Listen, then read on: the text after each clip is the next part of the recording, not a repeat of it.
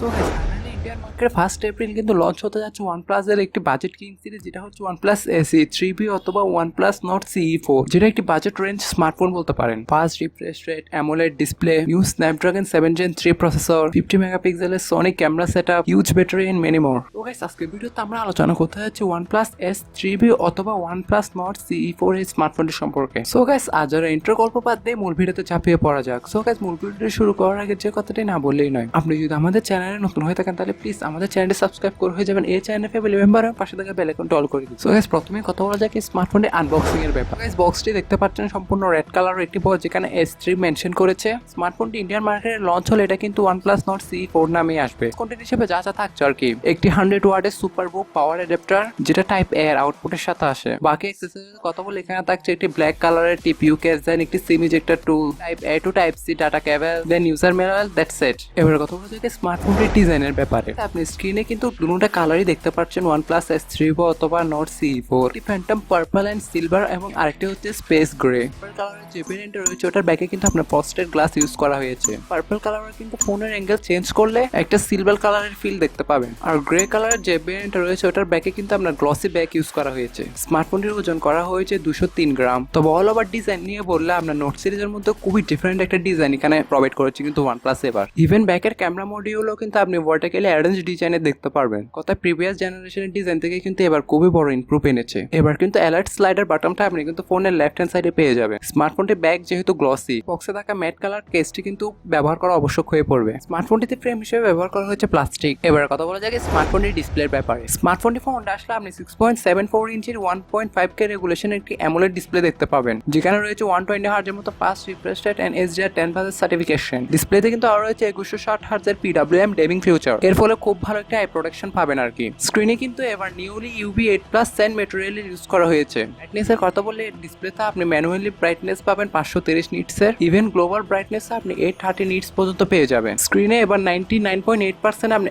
sRGB use করা হয়েছে, even 97.7% পর্যন্ত আপনি DCI-P3 হোয়াইট কালার গ্যামারও পেয়ে যাবেন। ইভেন কালার অ্যাকুরেসিও কিন্তু খুব ভালো আর পারফেক্ট পেয়ে যাবেন। সেটার মধ্যে আপনার sRGB কালার গ্যামারটা আপনি 92% 3% পর্যন্ত পেয়ে যাবেন এবং DCI-P3 পাবেন 65.5%। এক কথা বলতে পারেন ডিসপ্লেতে কালার রিপ্রোডাকশন কিন্তু খুব ভালো পেয়ে যাবেন। সিকিউরিটি পারপাস হিসেবে কিন্তু এখানে দেওয়া হয়েছে ইন ডিসপ্লে অপটিক্যাল ফিঙ্গারপ্রিন্ট সেন্সরটা একটু নিচে বসানো হয়েছে। আর আমার মতে এটা ইউজ করতে করতে আপনি আস্তে আস্তে ইউজার ফ্রেন্ডলি হয়ে যাবেন। কথা বলতে কি স্মার্টফোনের পারফরম্যান্সের ব্যাপারে, স্মার্টফোনটিতে চিপসেট হিসেবে থাকছে OnePlus Snapdragon 7+ Gen 3, যেটা 4nm বেসড একটি অক্টা-কোর প্রসেসর, যেখানে র্যামটা বিষয়ে ব্যবহার করা হচ্ছে LPDDR5X এবং স্টোরেজটা বিষয়ে ব্যবহার করা হচ্ছে UFS 4.0, যার মাধ্যমে খুব ভালো রিড এবং রাইট স্পিড আপনি পেয়ে যাবেন। র্যাম ভ্যারিয়েন্টে বলতে তিনটি র্যাম ভ্যারিয়েন্ট अवेलेबल থাকছে। 12GB RAM 256GB internal storage, 12GB RAM 512GB internal storage এবং 16GB RAM 512GB internal storage. আপনার ম্যাক্স ক্লক স্পিড হচ্ছে আপনার 2.8 GHz এবং গ্রাফিক্স কার্ড হিসেবে ব্যবহার করা হচ্ছে Adreno 732। আপনি স্ক্রিনে কিন্তু এর বেঞ্চমার্ক স্কোরও দেখতে পাচ্ছেন। সিঙ্গেল কোর আপনার 1800+ আর মাল্টি কোর আপনার 5000+।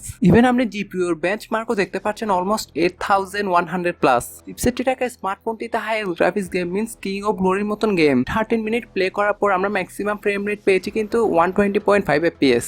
এক কথায় ফ্রেম রেট অলমোস্ট স্টেবল দেখতে পাবেন। করার সময় আপনি তেমন কোনো ফ্রেম ড্রপের ইস্যু দেখতে পাবেন না। 30 মিনিট গেমিং স্মার্টফোনটি ব্যাকের টেম্পারেচার কিন্তু আপনার 42 ডিগ্রি সেলসিয়াস পর্যন্ত চলে গেছে এবং ফ্রন্টের 40 degree Celsius. Even gentian impact গেমটি আমরা 30 মিনিট প্লে করার পর আমরা এভারেজ ফ্রেম রেট পেয়েছি কিন্তু 58.3 FPS। অল ওভার পারফরমেন্স নিয়ে বললে as a mid range smartphone performance কিন্তু খুব ভালো পেয়ে যাবেন। 30 মিনিট জেনশন ইম্প্যাক্ট প্লে করার পর আমরা স্মার্টফোনের ফ্রন্টের টেম্পারেচার পেয়েছি কিন্তু 45.5 ডিগ্রি সেলসিয়াস এবং ব্যাকের টেম্পারেচার পেয়েছি কিন্তু 46 ডিগ্রি সেলসিয়াস। এবার কথা বলা যাক স্মার্টফোনের ব্যাটারির ব্যাপারে। সম্পূর্ণ স্মার্টফোনটিকে ব্যাকআপ করার জন্য থাকতে 5500 mAh এর ম্যাসিভ একটি ব্যাটারি, আর ব্যাটারি পারফরমেন্সও কিন্তু খুব ভালো পেয়ে যাবেন। আর বক্সে থাকা 100 ওয়াট চার্জারটি দ্বারা আপনি 0 to 100% চার্জ করতে আপনার 27 মিনিট মতন সময় নেবে। এবার কথা বলা যাক এই স্মার্টফোনের ক্যামেরার ব্যাপারে। স্মার্টফোনটি ব্যাকে আপনি ডিউল ক্যামেরা সেটআপ পাবেন, যার প্রাইমারিতে রয়েছে 50 মেগাপিক্সেলের মেইন ক্যামেরা সেটআপ, যেটা সোনির IMX888 সেন্সর। আর সেকেন্ডারিতে আসলে আপনি 8 মেগাপিক্সেলের একটি আল্ট্রা ওয়াইড পাবেন, যেটি দ্বারা আপনি 112 ডিগ্রি পর্যন্ত ফিল্ড ভিউ কভার করতে পারবেন। আর ফ্রন্টে আপনি 16 মেগাপিক্সেলের একটি সেলফি ক্যামেরা পাবেন। আমরা পারফরমেন্স নিয়ে বলে ডে লাইটে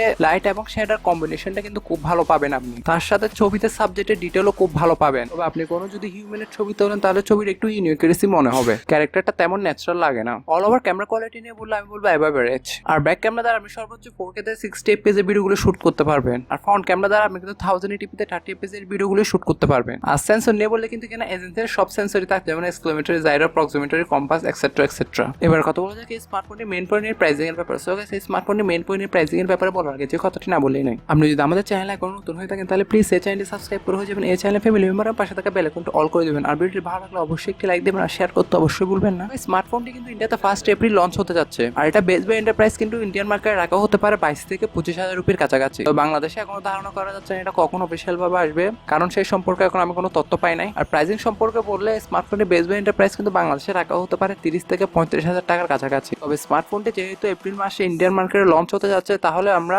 এপ্রিলের শেষের দিকে অথবা মে মাসের দিকে স্মার্টফোনটি আমরা বাংলাদেশে দেখতে পাবো। তবে এটা আমি এখনো শিওর না, এটা আমি নিজে আন্দাজে বলতেছি আর কি। তবে সেই সম্পর্কে যদি আমি কোনো তথ্য জেনে থাকি তাহলে আমি অবশ্যই পিন কমেন্টে দিয়ে দিব। আর স্মার্টফোনটি প্রাইসিং অথবা লঞ্চিং ডেট যদি চেঞ্জ হয়ে থাকে তাহলে সবকিছু আমি পিন কমেন্টে দিয়ে দিব। সো গাইস আজকের ভিডিও এই পর্যন্ত। আশা করি সবার ভালো লেগেছে। সবাই ভালো থাকবেন, সুস্থ থাকবেন। Take care. আল্লাহ হাফেজ। আসসালামু আলাইকুম।